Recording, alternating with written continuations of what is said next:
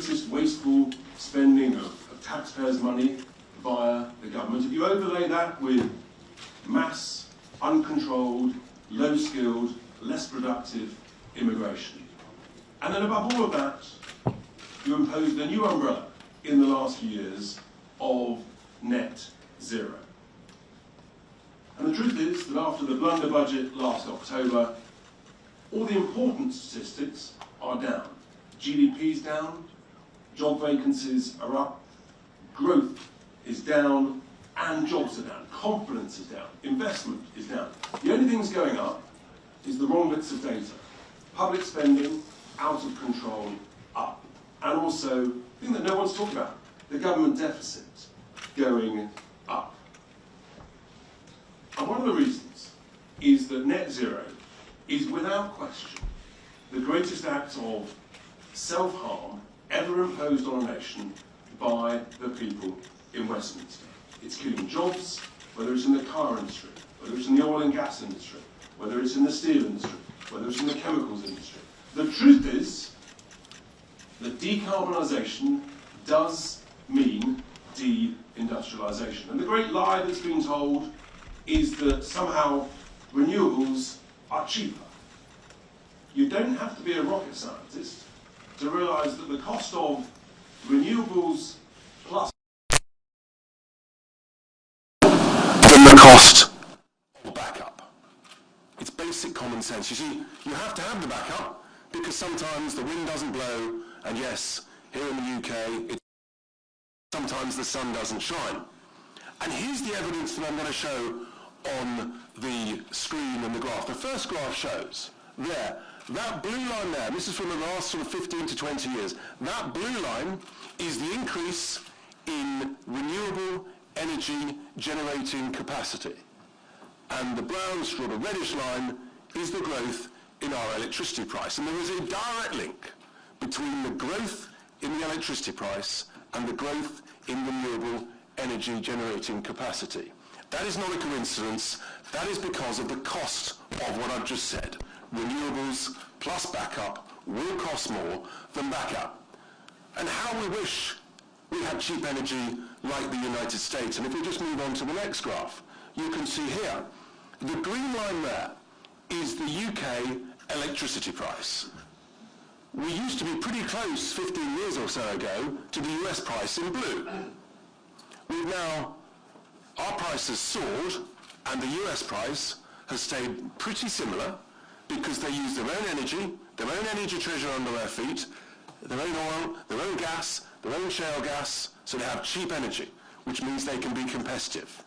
And that's why they are growing at 2.5 to 3.5% and we're flatlining. The Bank of England last week, of course, basically forecasting that we are in recession. There is the evidence that proves the lie to what the main parties in Westminster have foisted on the British people in the last 5 years or so. And to put some numbers on this, give or take, the government says that the cost of renewable subsidies in the last 15 years is £100 billion. That's an enormous number that's impossible to conceive, so let's try and help a bit. That's give or take about £3,500 per household, post-tax. Before tax, you've had to earn between £4,500 and £5,000 to pay your contribution from your household to the vested interests in the renewable industry. For you to get the right to pay a lot more of your cash for electricity. This is not right. The British people are being ripped off by the renewables industry.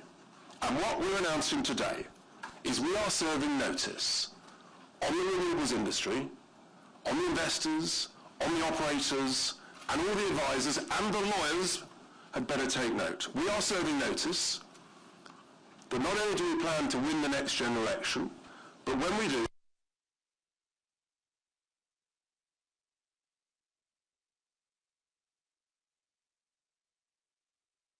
the subsidies is about 10 billion a year, rising plus or minus with inflation.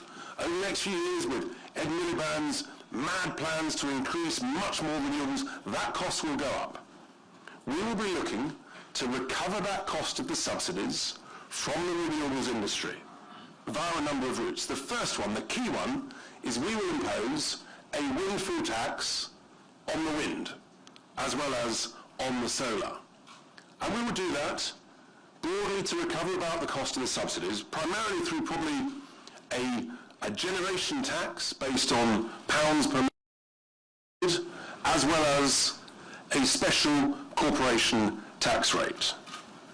This is important because this is the best way that we can help get the bills down and lower the cost of living. The British people need to know there is a direct link between the cost of all these subsidies to the vested interests in the renewables industry and your bills, your cost of living.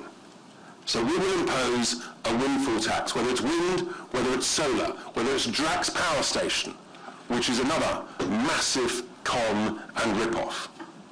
The second thing we'll do is relating to solar farms. Solar panels on the roofs of homes and industrial buildings can make sense. Solar panels on our agricultural, productive farmland, including in my constituency of Boston and Skegness, is complete insanity. We have to stop it, and we have to say to everybody, as part of our plans, we will abolish, of course, inheritance tax. It was in our last contract, and we will stick with that. It's very important. And as part of that, we will abolish the family farms tax. To say, who want to sell out to the renewable industry for solar farms, you can't have it both ways, folks. You've got to make a decision. Either you're part of food production, part of food security for our nation, or you're part of the renewables industry. So you can't double dip. If you sell out to the renewables industry, then you would not benefit from that inheritance tax relief. That's only fair. The third key point that no one's talking about is these things called battery energy storage systems that are starting to be built alongside some of the big solar farms. And lots of the eco-zealots will say, oh, we can store all of this renewable energy in these big battery farms. Well, let me tell you about these. So just last month in California, a huge fire broke out in one of these battery energy storage systems. You can't put these fires out because of a process called thermal runaway. Fumes going up thousands of feet into the air, toxic fumes. 1,500 people were evacuated from their homes. Schools were closed for days on end. And now we learn that actually the soil and waterways have been contaminated with toxins from that fire. No one wants to talk about this in the UK. You don't read this in or on the BBC. And here's the extraordinary thing. There's a complete lack of responsibility and accountability for the safety standards and regulations. No one wants to take account for it. So if you ask the Health and Safety Executive, are they responsible? Not me, Gov. If you ask Ofgem, not me, Gov. Ask the fire brigades, someone else's responsibility. So we're just relying on the safety standards and regulations from people overseas who make these batteries. This is not right. The British people are not being told that these BESS systems, these battery energy storage systems, are dangerous. And until they can be proven to be absolutely safe, they should be banned. So to all those investors who are investing in these things, I just serve notice on you. Think very seriously about it. And then fourthly, pylons. Well, the likes of the National Grid and in Scotland, SSEN, listed companies, their plans as part of the net zero is to put thousands and thousands of pylons across hundreds and hundreds of miles, blighting our environment, blighting our countryside, including in my constituency, where extraordinarily, there's not one, not two, but 3 separate pylon routes proposed by National Grid, where they're consulting, no coordination, no crossover thinking, no economies of scale. It's either negligence or it's deliberate to suit the vested interests who might make a great deal of money. So we're serving notice on National Grid, on SSEN, put the cables underground. There's a report out recently for the National Energy Systems Operator saying that actually, in the medium term, it's as cost effective or indeed cheaper to put the cables underground. When you take account of the extra costs of the compensation to property owners, to businesses. So we're just saying, do the job properly, put the cables underground. If you go the cheap route and put the cables on pylons, we will legislate to force you to take down the pylons and put the cables under the ground. And you will not be allowed to pay any dividends to shareholders until the cables are put underground. So I suspect, to you directors, your shareholders would rather you to put the cables underground first time. So those 4 key things will be good for the British people. Investors and operators, take note. Lawyers, you need to put this in your risk warnings as you produce debt and equity fundraising documents. We plan to win the next general election. We will scrap net stupid zero, and we will do whatever it takes to bring the bills down, to bring down the cost of living. So hopefully we will stop many of these ludicrously expensive new projects. We have to make our economy competitive again in order to create growth. We have to make the UK grow again to the sort of rates we used to grow in the 80s and 90s. And in conclusion, ladies and gentlemen, President Trump is putting America first. And our future Prime Minister, Nigel Farage, will put the United Kingdom first. Thank you very much. Thank you,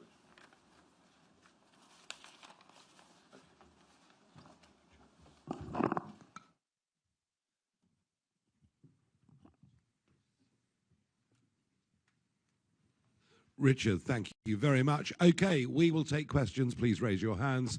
I will point to you and just tell us the name of the organisation that you are representing. First hand up is there. Thank you. Ryan Saby from The Sun. You talk about lowering bills.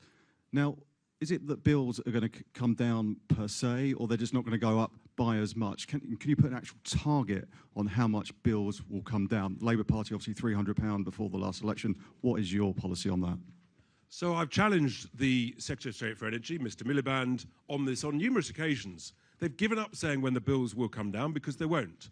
Under net zero, they will go up relentlessly. In April this year, the energy suppliers are currently forecasting a further increase from January of another 5%. That'll be 16% increase from July last year. Their bills are not coming down. But if we do what we say, if we recover, give or take, 10 billion a year, that's about £300 to £350 per household per year, post-tax. So that's what we've got to do, and that's the objective. And we're making it absolutely clear to people, we have to stop this rip-off. And Richard, it's fair to say, isn't it, that in December and January we have had an incredible amount of weather like this. Very, very light winds week after week, very, very grey skies. And just looking at the daily tracker, what, up to 60% some days is gas that we're importing, that we're burning? Huge increases, and we're totally reliant on importing electricity from overseas. Some days it's 15 to 18%, and of course, therefore, we're exposed to those markets. And what that's meaning is that the cost is going up, and that's why they're now forecasting in April that increase. It could be even higher, when of course it should be going down. You're heading towards the summer, when traditionally bills and demand reduce. It's the opposite. Yeah, and as for the £300 promise made, forget it. The 171 auctions that were successful, so-called, the strike prices that were set up for the next 10 years were truly extraordinary, weren't they? Truly extraordinary. And we get conned because they announced the prices in 2012 money. Well, why don't you talk about today's money, or the cost when actually these wind farms and solar farms are actually built? And there you look at the cost, and it's 60, 70, 80% higher. We're being badly misled, and it's got to stop. Yeah, absolutely. We've got a hand up there. Thank you very much. David Lynch from the Press Association. Just on your platform here, it's been about energy and net zero. Do you believe in climate change? That's irrelevant, because what we're doing is making no difference whatsoever. Not only do we produce less than 1% of global CO2, But the deindustrialisation of Britain, look at the steel plants, look at Redcar, look at South Wales. The announcements come immediately that that production is moving to India, and then the steel that we need is re-imported back.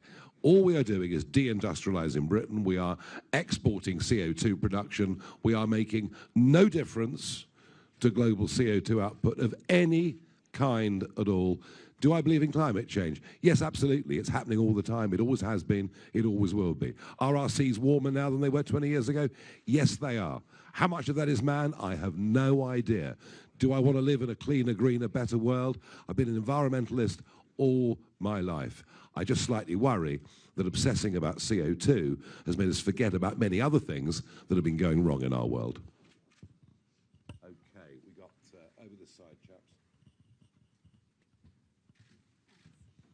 Thank you, Ali Fortescue from Sky. Do you think you're definitely not at odds with the public on this? I think the most recent YouGov poll suggests that most people back net zero. And can I also ask about the US Defense Secretary's comments saying Ukraine won't return to pre-2014, saying that returning to pre-2014 borders is unrealistic? Is that something you agree with? I don't know how the negotiation's going to go. I know that we've taken a big lead on this. I think as a result of Brexit, our foreign policy has been much more robust than it would have been without Brexit. I think that refers to, the AUKUS deal, I think it's an example. I think Johnson's stance on Ukraine is another very good example. What surprises me is that we've never even wanted to talk about peace, just endless, endless war. And if it is true that there have been 1 million battle casualties so far in this war, and that effectively it's stalemated, albeit with a slight advantage going to Russia, then what's wrong with the peace negotiation? Where those borders settle, I don't know. Crimea, of course, is going to be the difficult one. I'm not going to prejudge any of this, but thank God we've got an American president who is seeking peace, not war.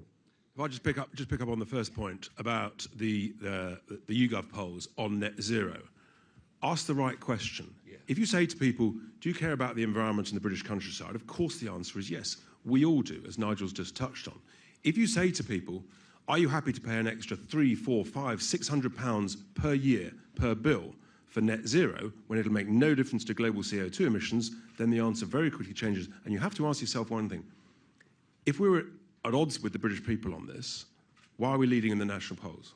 Well, yeah, and also, politics isn't just about followership. I know we're used ever since David Cameron's days to, what does the focus group say? Oh, let's say that then, because it's popular. Actually, politics is about making arguments and convincing people. And I can assure you, Richard and I, 5 or 6 years ago, were arguing about net zero policy.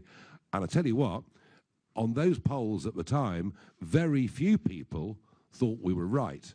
A lot more people do now. So a lot of politics is about having opinions that you form based on facts, based on passions that you have, and then encouraging the public to go with your point of view. And we are not frightened of any of the tough issues.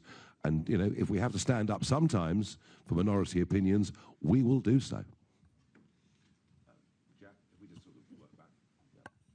Thank you, Harry Farley from BBC News. So, talk to those voters who are concerned about climate change. Do you think that their fears are overblown and they look at these policies and worry about the impacts that they would have on climate change? Do you think those concerns have been exaggerated? And if I may, a second one on, you called for a British version of Doge. Who do you think should lead that? Okay. Reindustrialising Britain, producing the gas we're going to be using to 2050, producing the oil we're going to be using to 2050, and everybody accepts that, producing the steel that we're going to be needing until there's an alternative for many decades to come, producing the aluminium that we need, producing the chemicals that we need, refining, glass making. I mean, we have literally deindustrialized Britain. It's happening at an ever more rapid rate because of our insane electricity prices. And then I think that graph that Richard had up a moment ago summed it up. The more Theresa May and Boris Johnson and Ed Miliband have gone down this sort of almost with religious fervour net zero route, the more expensive our electricity has become. And I would say to your viewers who are worried about the climate and worried about what may happen in the decades to come, what we are doing makes no difference at all. If we actually brought back and we were honest about the CO2 production in all the goods that we used, we'd realise actually we're doing nothing. And the truth of it is that China is still going to build another 60 to 80 new coal-fired power stations this year. Big countries like Indonesia, Malaysia. In fact, Modi got re-elected boasting that this year their coal production had gone through 1 billion tonnes. And mankind this year will burn 8 billion tonnes of coal. It's such a big number, it's almost hard. Lee's a former coal miner nodding away over there. By the way, we're not advocating reopening the pits, I promise you. Although the anthracite one up in Cumbria might be useful. So the truth of it is that global CO2 productions are going through the roof. And what we're doing, and we'd love to see them reduce, but we are literally, this is like unilateralism. We're boasting about how well we're doing. We're making our people poorer. We're losing well-paid jobs. It makes no sense. Just finally, it was only 2 weeks ago on the BBC, we saw an extraordinary headline that I think proves that actually scientists differ considerably on this, where the headline was, under climate change, Britain could get colder under global warming. What on earth does that mean? Yeah, and Blue Peter told me that we'd be going into a new ice age, so there we are. Harry. Harry Horton, ITV News. 2 questions, if I may. First of all, on net zero, you might be able to drill for a bit more oil and gas, you might be able to frack a bit more, but in the long term, beyond 2050, isn't the reality that you'll have to either import more of those materials or you're going to have to invest in renewables because that's where our domestic energy production is going in the long term? And then secondly, ITV News has done a report today on an extremist neo-Nazi organisation called Active Club England. Some undercover recordings suggest that they're preparing for a race war. You want to be Prime Minister. What do you make of the extremist threat of groups like this, and what would you like to see the government do about it? Our long-term energy future, I have absolutely no doubt, is not in intermittent energy. Now, if there comes a moment when hydrogen actually can fit the bill, nobody will be happier than us. That'd be fantastic. Here we would have a clean energy, easy to produce. That'd be great. But I've been hearing about this for 25 years. We've made virtually no real progress at all. Our future is nuclear energy. I have absolutely no doubt about it. Our nuclear energy in Britain is way too expensive. I think nuclear energy in the Far East is about 1/3 of the price of ours. Of course, you have to have appropriate regulation. We've got to get competitive, small, modular nuclear reactors. That is our energy future. Of that, I have no doubt at all. As far as your report is concerned, thank you to ITV for letting me have a look at the report. And well done you. It's good investigative journalism. These extremist groups have always existed. I guess to some extent they always will. My own view, I doubt there are that many of them. Not that that's saying we should underestimate the unpleasantness, the ugliness of it all, but it is worth, just for a sense of perspective, to remind ourselves that in terms of counter-terrorism activities at the moment, only 10% of their work is dealing with the far right, 80% is dealing with the Islamist threat. So we just do need to get this into some sense of perspective. But not for one moment would I say you haven't done a very good job. Adam Cherry, GB News. If you're saying all new cables need to be put underground, you're not concerned that's significantly slower and more expensive? Well, no, because actually what you've got is huge planning delays. You've got district councils, you've got county councils invoking legal actions against National Grid. Actually, the consensus is, if you've got to do it, put them underground and get on with it. That's the simple, least controversial thing to do. And NESO's own report says that in the medium term, it's a similar cost, or could even be cheaper. So I think the evidence is there. So do I. Okay, where's the microphone gone now? Yeah, hello, sorry. Hello. Nigel, Richard, Jessica Frank Hughes from City AM. The Confederation of British Industry says net zero is a strategic necessity and that the green economy grew 9% last year versus 1% in the rest of the economy. You want Britain to grow like it did in the 80s and the 90s. What do you say to British businesses who have invested in the green economy? Is that the same CBI that wanted us to join the gold standard back in 1929? And the same CBI that advocated joining the exchange rate mechanism? And the same CBI that advocated that we join the euro? Oh, they're the people. Yes, and the same CBI who, last time I looked, only represent 8% of jobs in the private sector in this country. I'm not terribly interested in what the CBI has to say. And let's be very clear about these so-called mythical green jobs. About 80% of all of the offshore wind farms are overseas owned. The biggest single owner is, of course, Danish investors through Ørsted. And a lot of these wind farms are being built by engineers and construction firms from overseas and then serviced by engineers from Norway and Denmark and others. You can understand that because they own them. But in terms of British jobs, we're being sold a lie. And we've got to have the courage to tell it as it is. Just following on from Ali's question, it's Archie from The Independent. Do you think Ukraine should be able to join NATO in principle? I've always been against it, as you well know, asking the question. I've always thought that the eastwards encroachment of the European and NATO was a mistake. But that's then. You know, I predicted this war in 2014, as you well know. I stood up in the Parliament and said, there will be a war in Ukraine. I was the only British political figure to get this right. I think where we are now, and again, it's back to the previous question, I don't want to prejudge how these negotiations go. But I would have thought that if we're going to get Putin into a place and Zelensky into a place where we could have a reasonable negotiation, I would have thought, looking ahead, it's probably essential that Ukraine joins NATO. That's going to need to be part of this negotiation. It's a guess, but that's where I see this going, yeah. Sorry? Look, I wish we hadn't done what we did. For all those years, I've never wavered from that view. I think, actually, EU encroachment caused the instability even more than NATO. I remember, you know, the Orange Revolution, and they're waving EU flags in the square in Kiev, as we called it then. But, you know, that's then. We are where we are now. Am I supportive of a settlement that ends the war and ends any further encroachment into territories by Vladimir Putin? Absolutely.